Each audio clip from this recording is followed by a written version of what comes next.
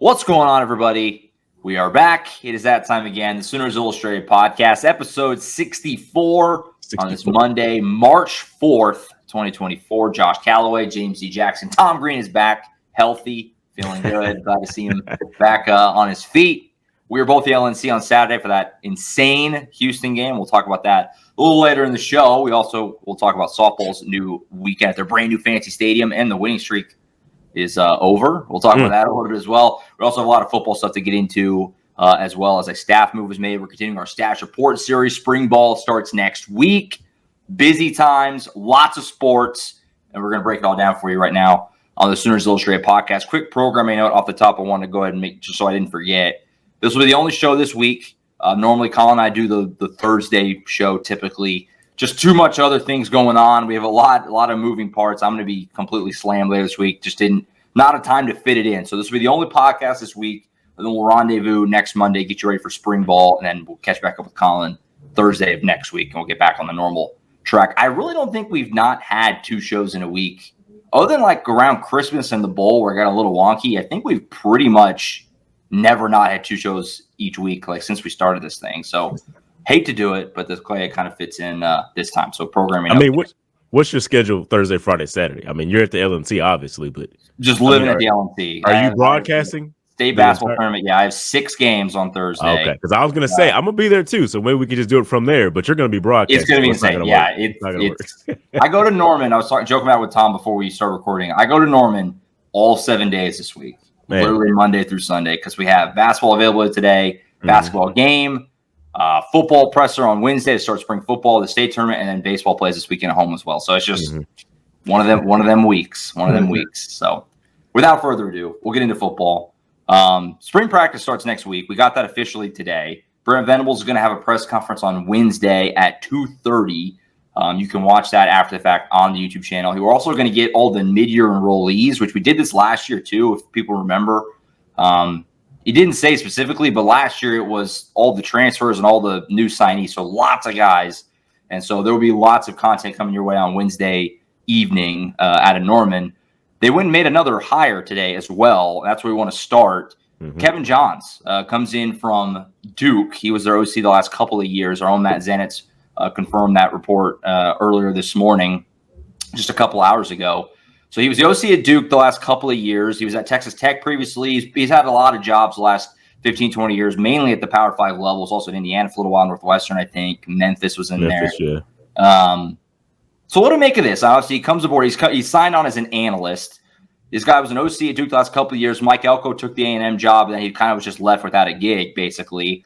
A lot of people thought he probably would get another OC job, but OU gets him in as an analyst. Obviously, he's credited with kind of developing Riley Leonard, who was the Duke quarterback there and did some nice things, is out at Notre Dame. What do we kind of make of this one as they bring him in here as an analyst hire? It seems like the analysts crop has been really good for Oklahoma in this cycle. What do we make of this latest hire here? We're bringing Johns in. I mean, I think this is a great addition, especially for the development of the QB room. You mentioned, he's worked with Riley Leonard the last couple of years, and he was really good when he was healthy. But, he's been a quarterback coach for most of his career. He's, coached some running backs here and there, some wide receivers too. But, I mean, he's mostly been a quarterbacks coach and offensive coordinator. Plenty of Power 5 experience. But, the big thing here is that he worked with Seth Luttrell at Indiana. He was the co-offensive coordinator and coached quarterbacks and wide receivers 2 seasons that Seth Luttrell was the offensive coordinator at Indiana.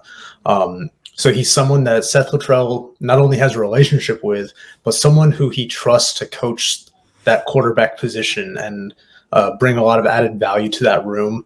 Because obviously Seth did not oversee the quarterbacks directly when he was offense coordinator in Indiana.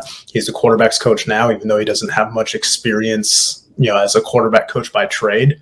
So bringing someone like Kevin Johns on board to help assist with that, to help with the development of that position, bring along someone like Jackson Arnold and a lot of those younger guys that are in that room too. I think it's just a great addition for this staff when you can bring in a coordinator or someone with Power 5 coordinator experience who your offense coordinator already knows and trusts. And it's not just the Seth Luttrell relationship. I mean, you look at Kevin John's career, he got his start at Northwestern under Kevin Wilson.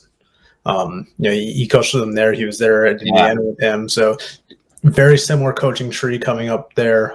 So I think it'll be a great addition for that room and just for the development of Jackson Arnold.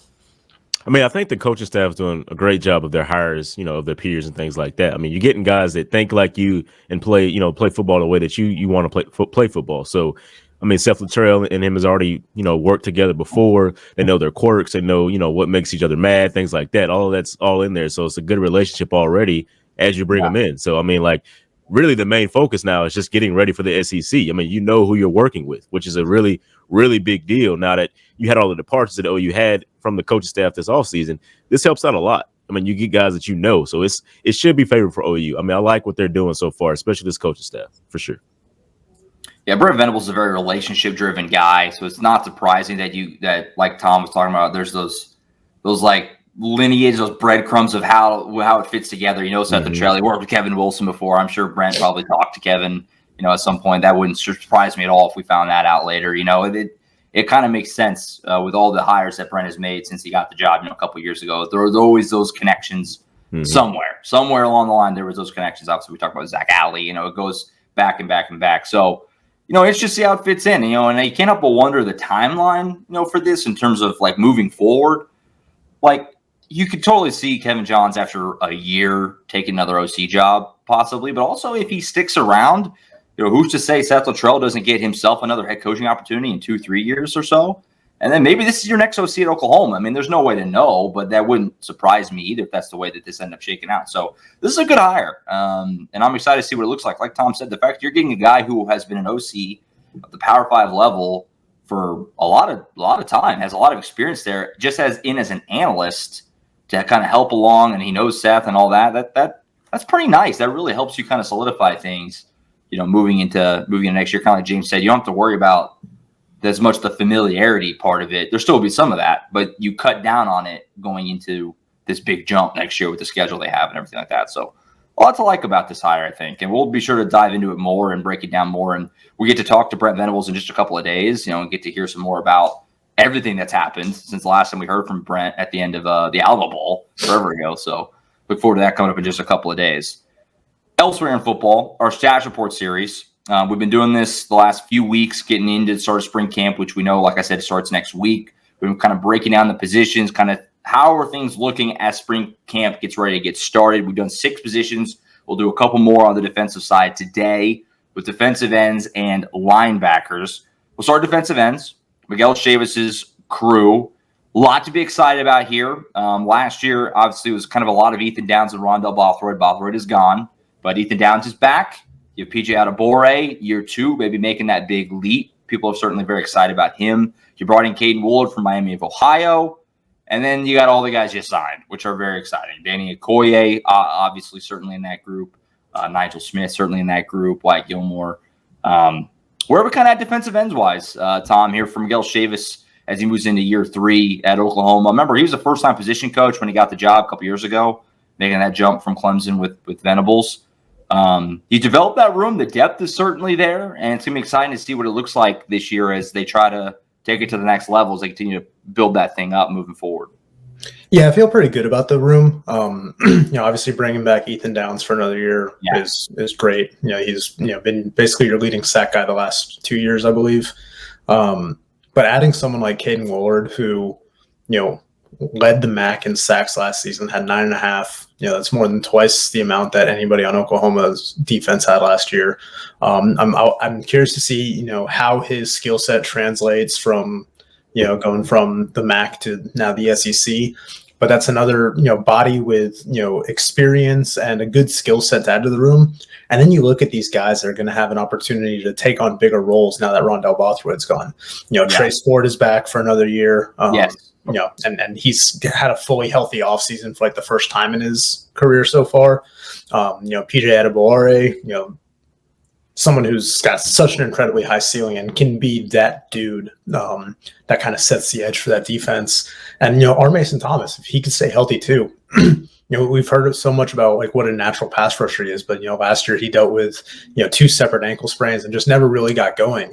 But, having guys like him and PJ Adebawore with a chance to see increased roles after they both played probably about 150 snaps last season, You like the potential for that room, especially when, I know the sack numbers weren't great across the board last year, but Brent Venables seemed very pleased with the pressure rate that Oklahoma was still able to generate, because a lot of teams kind of game planned around Oklahoma's blitzing and their pass rush and just, how quick they got rid of the ball and stuff like that. But they felt good about their havoc rate, their pressure rate, things like that. So I want to see how much more developed this room can become with another year under Miguel Chavis. I think PJ, you talk about him. I think he's just waiting on an opportunity, pretty much, to be the guy. I mean, that's pretty much what it is for him. He had to sit back and learn a little bit here and there and learn where he's at. But I think now he's gonna, with the opportunity, is gonna be a really, really good player. So I look forward to seeing what he does. I feel pretty confident about this defensive ends unit. I mean, as we do this series, we've talked about the offensive line. Josh and I were kind of, off on the offensive line a little bit, not really sure. I mean, where they could be because of all the moving parts and things like that. Now, the defensive end situation kind of has the same situation, but we kind of can see, it's easier to gauge the talent level of a defensive end in terms of an offensive line, because the offensive line is all of a unit. I mean, it don't matter how good you are individually. Together, you got to be great.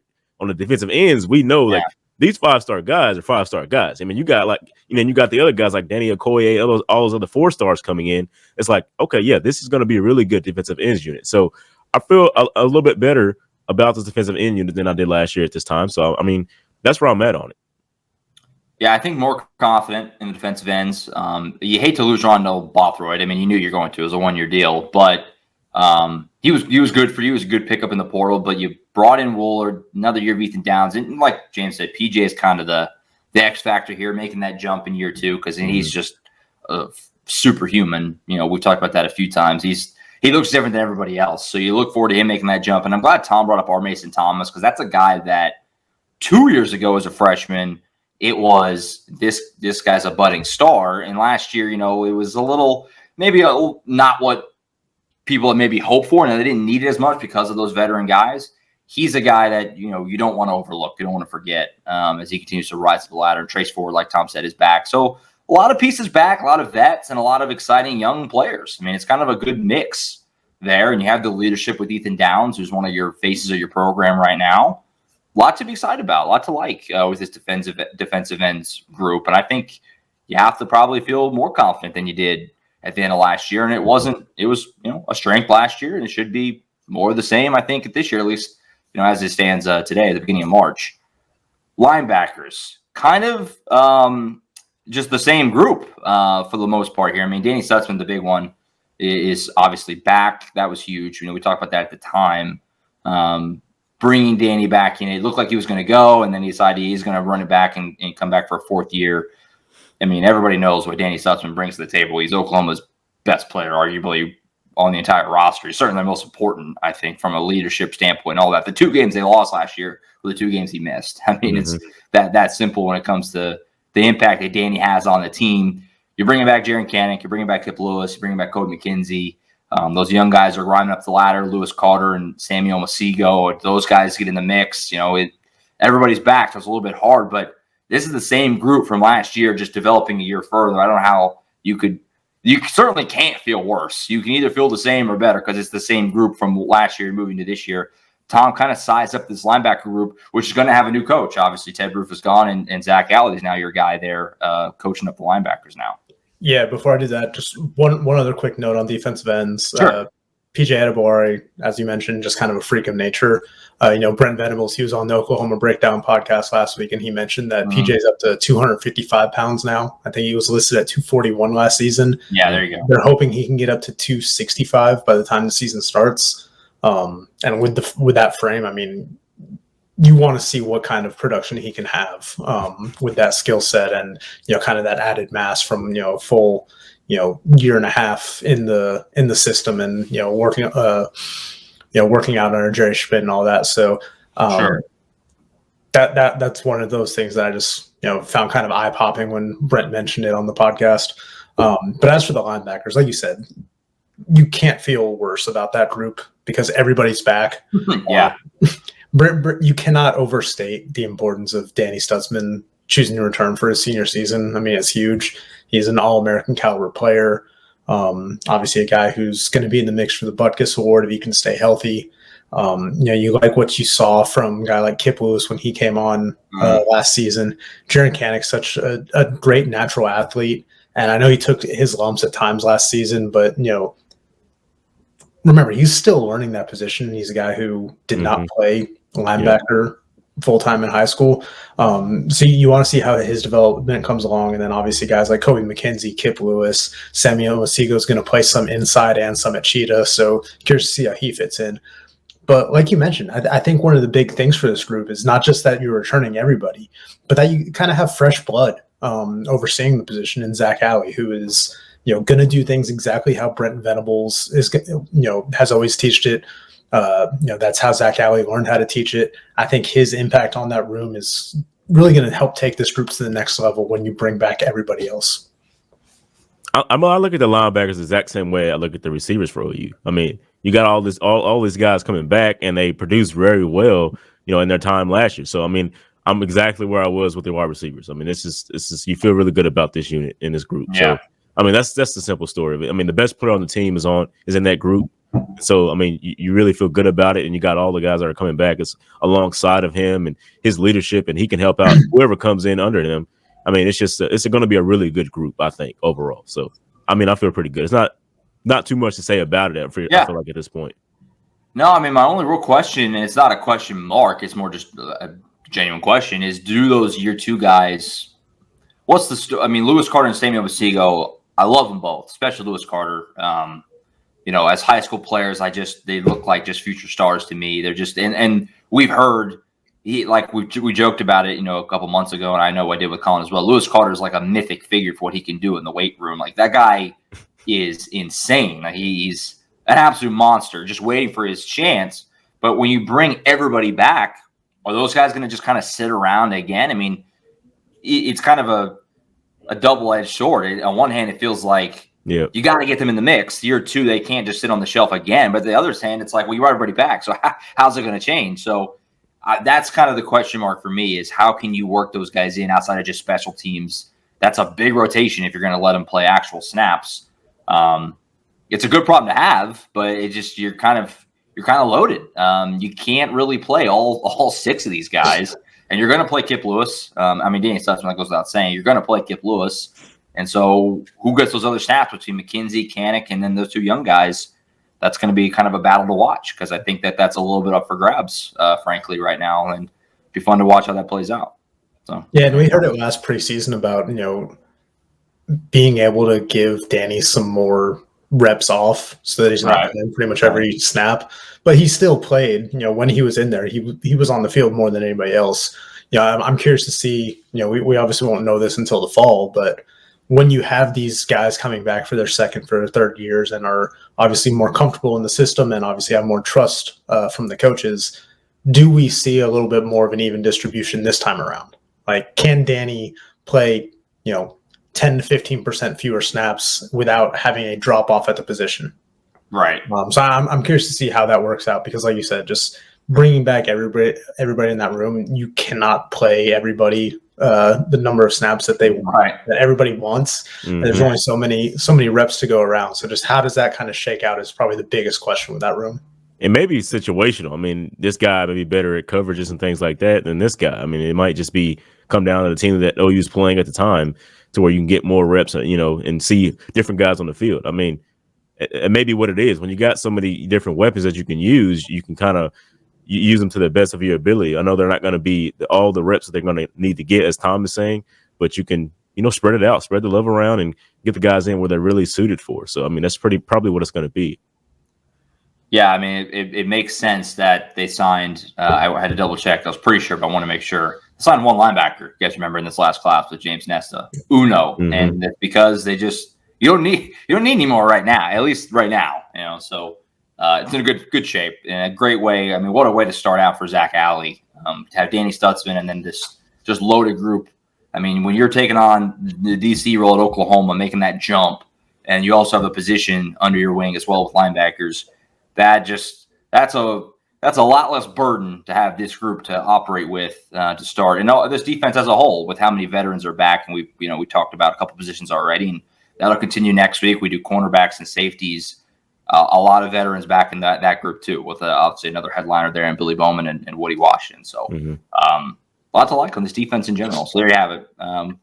With the linebackers, like I said, we'll finish this thing up next Monday with cornerbacks and safeties when we also preview the start of spring practice, which is next Monday. So we've just about got there. Another week, and we'll be there as far as seeing these guys actually out there on the field again for the first time. All these new guys too. Looking forward to that. Elsewhere, as we flip over to hoops, Tom and I were at the LNC on Saturday, like we talked about. Oklahoma welcomed in number 1 Houston. It was all the hoopla you thought it would have. I mean, Kelvin Sampson was back. First time he's been back in Norman since he left nearly 2 decades ago. And Oklahoma, I mean, this was a game that, you came in knowing that if they win this, they're in the tournament for sure. And we're going to talk about the March Madness angle of this in a few minutes. But as far as the game itself, Tom, they played it basically as well as they possibly could for 95% of this game. But the march for error when you're playing number 1 Houston is so small. And at the end of the day, the Cougars, Jamal Shead hits a big shot at the end and they lose. That was maybe the best game Oklahoma played all year, and they lost. I mean, where are you kind of sizing up right now the team after that game on Saturday? I mean, they did just about everything they could, and it still wasn't just quite enough. Yeah, I mean, like you said, they for 40 minutes they gave Houston everything that they had in the tank. This was by far the best offensive game we've seen from this team this year, especially when you consider the opponent and the time of season it is. Houston was best defense in the country by pretty much every metric. And as Porter Moser even put after the game, like when you look at the analytics, there's a case that this Houston defense is the best in like college basketball history. Right. For them to have this kind of game against that defense is really impressive. Look, they scored 85 points. Nobody's scored that many points against Houston this season. It's tied for the second most points that anybody has scored against Houston in the last 6 years. Oklahoma made 12 3-pointers. Had its, that's the second most 3-pointers they've made this season in a game. They had their best 3-point percentage in a game this season. They shot 53% for the game overall from the field. Shot really well from the free throw line, which this team has struggled with at times this year. They moved the ball well. The pacing was great. They got contributions up and down the lineup. I mean, Sam Godwin played like a man possessed. He did not miss a shot all game. Lead scorer, Sam Godwin against number 1 Houston. Unbelievable.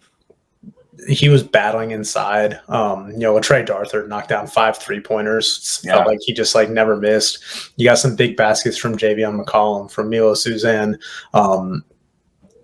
Jalen Moore had another big game. Rivaldo Soares too. I mean, you got pretty much everything you needed for one of those upsets.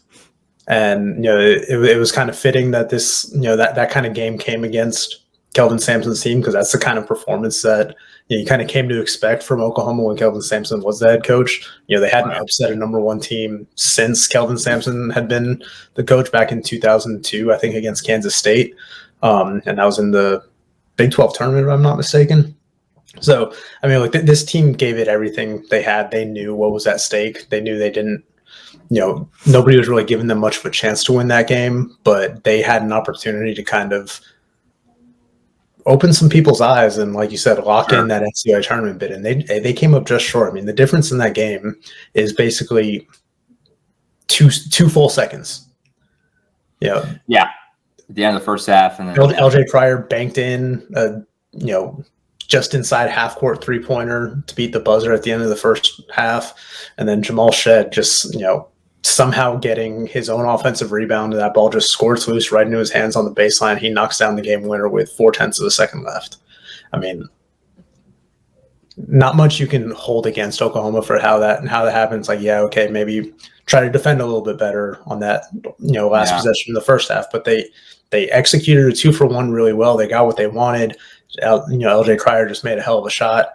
And then, Jamal Shead, I mean, that ball, just squirts out from, I wasn't sure if it was Rivaldo Soares or Trey Darthur on the floor.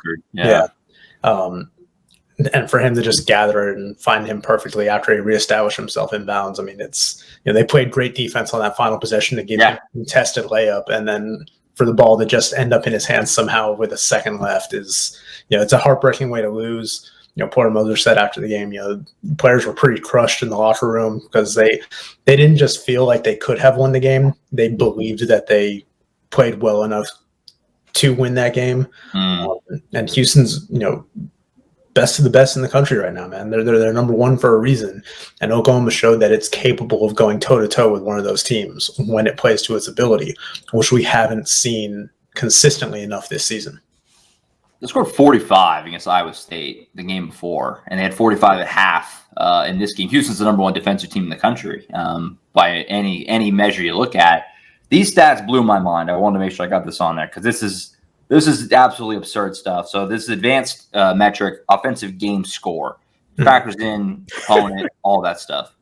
OU had a 155.9 in this game. Mm-hmm. Put in context how high that is. That's the highest that Oklahoma's had in any game under Porter in 3 years. Highest by any Big 12 team this season. Highest anybody's put up against Houston this year, and the highest that anybody's put up this season in all of college basketball in a game that they lost. 155.9. Absolutely outrageous. They did basically 99.9 percentile game offensively, and they still lost. And that just shows how good Houston is because, like we said, the margin for error is so unbelievably small. They did everything they possibly could during this game, and it just wasn't quite enough. Now, the question is, can you carry it forward? They got Cincinnati tomorrow night at the LNC, senior night, final home game. Let's kind of look at the March Madness angle of this. There's 2 games left, Cincinnati at home, at Texas, and then the Big 12 tournament. Almost anywhere you look, Oklahoma is pretty comfortably in the field. Now, they're in the field everywhere you look. Everyone has them in the field if it ended today. The question is, can they get there? Really, the question is, can they get there without winning another game? Because I think everybody probably agrees if they win another game, either one of these two, they're going to be fine. But can they get there without winning another game is probably the biggest question right now. Tom, how do you kind of size it up right now for Oklahoma? 2 games left. Like I said, everywhere you look, they're really not even on quite the bubble yet. I mean, they're not like in that last 4 buys you see like Lenardi do or something. They're kind of still pretty safely in the field as of now. How do you kind of size things up with, less than 2 weeks until Selection Sunday?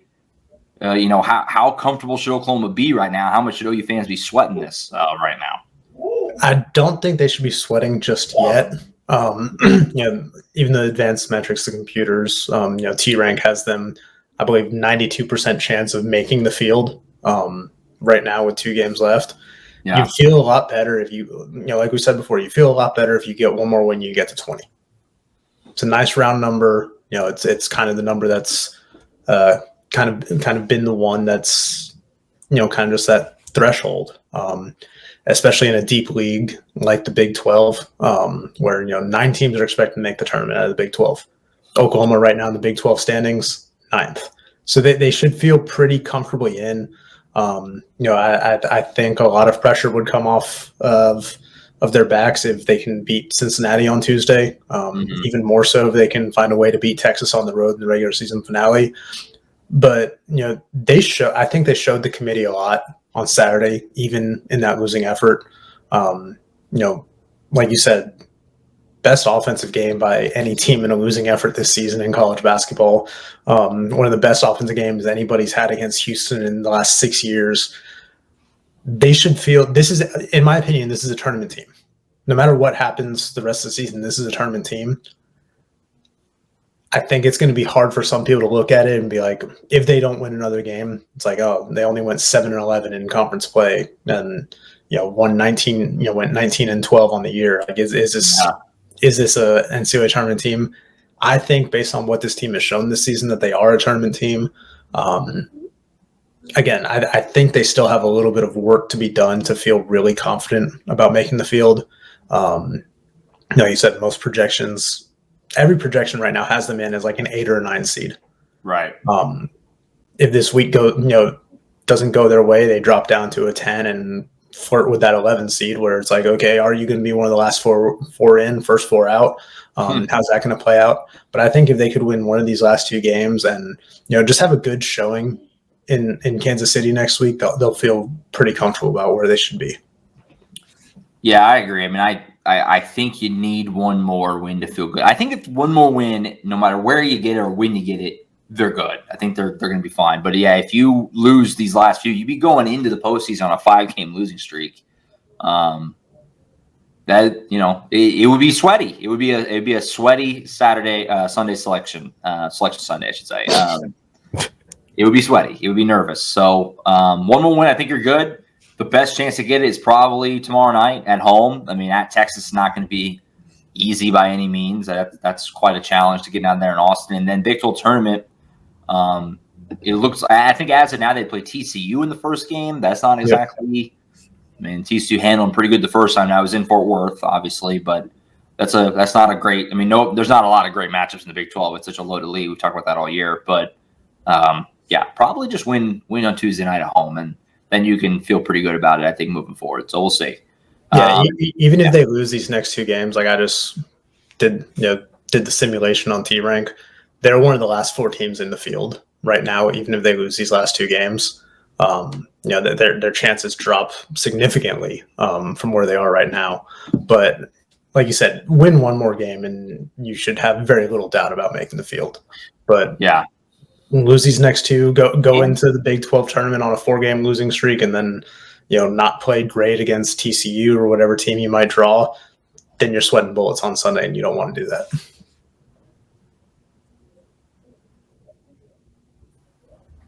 100%. And poor Moser, I mean, this is kind of his thing, is get into the tournament, and then you never know. I mean, he did it with Loyola Chicago twice, and he's proven to be a very good tournament coach. This kind of one of his calling cards. OU has been really good in those early season tournaments under him. 2 years ago, they pulled a big upset in the Big 12 tournament, beating Baylor in the Big 12 tournament a couple years ago. He's a good tournament coach. Whatever it is about him, he that ability to make quick adjustments and kind of survive advance. He's always been pretty good at that. So if Oklahoma can just get in the field, you never know. It's March Madness. I mean, it's insanity for a reason. You never know. So we'll see. It's going to be a fun one tomorrow night. The LNC Tom and I will be there. I'll secure up with the website and YouTube channel for coverage throughout the game, and then afterward, post-game reaction, all that good stuff that you know by now. Flipping over, the women's team, I'll throw in real quick. We don't even really talk about it. They lost to Kansas. They already won the Big 12, and we talked about that last week. Colin and I did. It was a game that didn't affect anything standings-wise. It felt like a perfect letdown spot, and they were let down. They lost to Kansas. They start the Big 12 tournament this weekend. They're obviously the number 1 seed in Kansas City after having won the Big 12. Those are still important games because, again, you want to get in that top 16 because that gets you a first round and second round potentially at home. So that'll be the thing to watch with them moving into Kansas City next week. But James, I want to get your expertise on softball. We'll start with the good. We'll start with the good with softball. They opened a new stadium and it looked awesome. I wasn't there. It was doing other stuff. I thought about maybe trying to get out there, but just other schedule didn't really allow it. But you were there for the first game ever at Love's Field, the new Palace there. They almost lost. They almost had the losing streak snapped in that game, but they rallied to walk it off. Before we talk about the streak being over, just your impressions of the new stadium. You're one of the few people who have been there for a game, and it's a relatively small group as of now, only one weekend. What'd you think as far as the new stadium? You've been to the old one, I presume, right? Maria Hines. Yep. So you've been to the old. You can compare. What was it like? We have a press box now. I mean, we at Maria Hines, we were outside. I think just laptops overheating in the sun. Like, it was a lot different. Now there's a press box. It's a limited space press box, but it's nice. The scoreboard is what I noticed the most. Like, the Oklahoma scoreboard is awesome, man. Like, the one thing they have. Yeah. So like in baseball and softball, obviously the innings are, the score goes, this inning, this inning, this inning, this inning. All of that's information is in the panhandle of the state, which is it's like it was made for it. Like, it's perfectly placed. And then you have the big, the rest of Oklahoma's for like the pictures of the players and things like that. It looks awesome, man. Especially at nighttime. There's a red outline on it. It looks pretty cool. I mean, the field overall is amazing, even though it's not fully finished. I know when you look at the field, that's all done. But the rest of the stuff is kind of, still got some works to do. I mean, I can still smell the fresh paint though in the press box. So I mean, like, it was awesome. It was a really good experience because the fans came out, man. They came out and supported it as we thought, and it was loud and it was amazing. I think the full experience was awesome. I think for fans and the players. I mean, it was incredible. I mean, you talk about the number 1 stadium in the country outside of the USA Hall of Fame stadium. That's probably it. I mean, it's amazing. Yeah, it looked really cool, and it looked like a great scene out there. It was pretty good weather this weekend, which is nice. And the way that first game, for them to rally and then blow the lead, and then Quincy Hansen, of all people, of course, to hit the walk-off was a really cool way to kind of christen that thing. And I look forward to seeing what it looks like down the road when it is completely done. Postseason games in there, that'll be really cool. So it's a great weekend. I mean, so people don't panic. Yeah. In that first game, Miami of Ohio leads the country in home runs. So they're a good team. They're a really, really good team, explosive team. All of their runs were home runs. I mean, it was incredible what they were like. They had 4 runs in that sixth inning. Was it 6th or 7th inning? Something like that. It was incredible what they put together to tie the game again. Like, oh my goodness, they're an explosive team. But OU they found their way, and Kinsey Hansen came to the plate. When Riley Boone came up and Kinsey Hansen's behind her, you can feel some sort of comfort because those two always seem to be the big moment players for the Sooners. Like Riley Boone is incredible at getting on base, and Kinsey Hansen just always drives in the runs that they absolutely need. So it was like you could kind of see it. The writing was on the wall there. You could see it. But as the writing was on the wall there, it was also like, this team, I don't know, man. They're kind of struggling a little bit here, and I think this record is in jeopardy. I mean, you can kind of feel that throughout the weekend, and that's what happened. I mean, on Sunday with Louisiana. I mean, that's one of those teams that Patty Gasso was talking about it in our Tuesday presser. Was like one of the teams that she really, you really have to be ready for because they're always really, really good and are always in the tournament, pretty deep in the tournament. So, I mean, they knew what they were up against. They knew exactly what they were up against. It's just they've had those mishaps. I mean, 3 errors is the most they've had all season, like the record they've had all season long. So, I mean, it wasn't too good of an outing for the Sooners, and they still almost won it. I mean, they came back at the very end and sent it to extra innings. So, I mean, like the writing was on the wall, and I think it happened. But I think at this point in time, with what's happened with the Sooners, I think having that record snapped is kind of a relief for the Sooners, like everybody inside there, because I know they talked about it after the World Series. It was like something that was that they felt it all the time. It was something on their shoulders, like we got to keep going, keep the streak going, and things like that. I think now they can play more relaxed now that the streak is over and really just go after the title now. Yeah, I mean, last season, they never, after they lost last season, and they had a good streak going last year when they lost, and it was, anytime OU softball loses, it's a big deal because they don't lose very often. And after they lost last year, that game to Baylor early in the year, it was literally early February.